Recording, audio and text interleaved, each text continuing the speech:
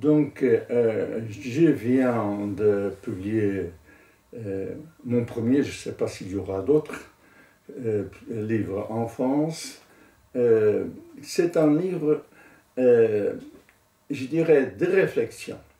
C'est un livre de réflexion sur toute une expérience qui n'est pas seulement une expérience. C'est le produit de tout un tas d'autres expériences faites ici en France, faites au Portugal, au Brésil et en Afrique.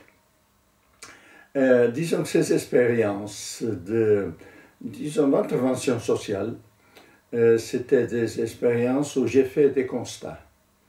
Des constats que,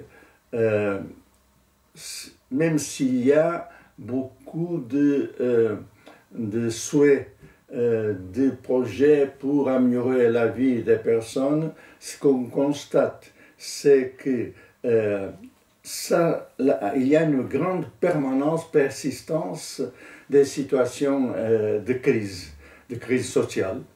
Ici en France, il y a les quartiers difficiles, il y a le chômage, il y a les Roms, il y a tout ça, ce sont toutes des situations de crise, comme il y a en Afrique, la faim qui continue, les maladies, le chômage, l'immigration massive qui va continuer à se faire. Donc, ça veut dire que tout ce qui a été fait jusqu'à maintenant, avec très bonnes intentions, mais les intentions ne sont pas du tout réalisées dans le concret. En réfléchissant sur tout ça, je me suis dit que les intentions n'étant pas du tout en cause, c'est plutôt les méthodes de travail qui sont en cause. C'est-à-dire que tout le monde travaille pour le profit, pour le bien-être des personnes qui sont en situation difficile. Et la situation difficile continue. On dépense l'argent, ensuite on dit que ce sont les Africains qui administrent mal, qui dévient l'argent, ou qui ici en France sont les mairies qui ensuite prennent l'argent pour faire d'autres choses, pour faire seulement de l'électoralisme. Et ça continue. Donc, quand les Nations Unies, le BT m'a proposé de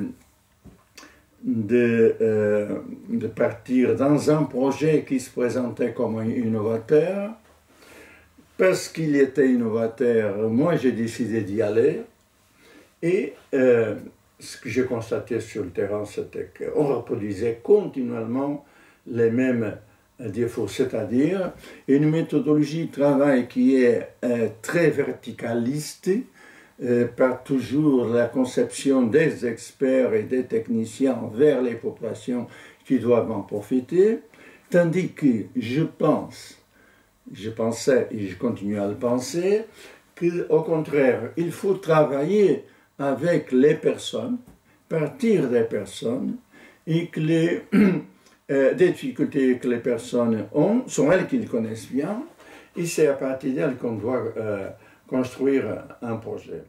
Donc, au contraire de travailler avec les bénéficiaires, mais en termes de consultation, d'avoir leur avis, de montrer que le projet va changer beaucoup de choses dans la vie, c'est au contraire faire participer, engager, mettre les personnes à discuter avec les techniciens, avec les experts, mais aussi en attirant aussi les élus.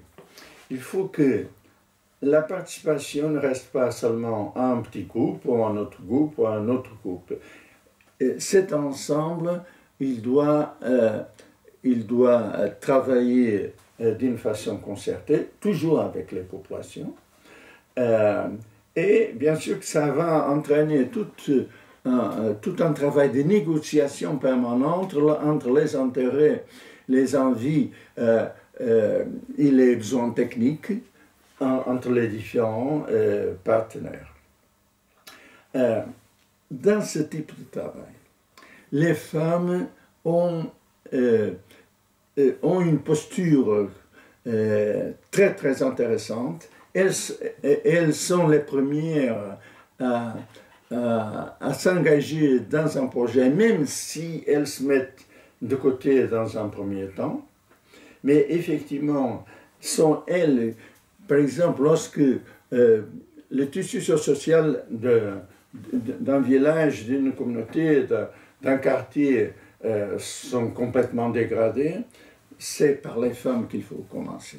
Pas pour faire des petites formations à la gastronomie ou à la couture, mais les engager effectivement dans la construction, dans le dialogue, pour avoir un projet complètement différent. Et c'est là-dessus que ce livre, c'est toute une réflexion sur la façon de travailler les uns et les autres, les méfiances des uns et des autres, et comment on va travailler pour négocier les différents engagements des populations. Et je dirais une chose presque en termes de conclusion, c'est que par exemple, ce projet des Nations Unies, il se présentait comme un projet innovateur, et ils ont désigné une mission spéciale d'experts, 5 experts, pour venir évaluer le projet. Et ils ont constaté que tout était dépassé.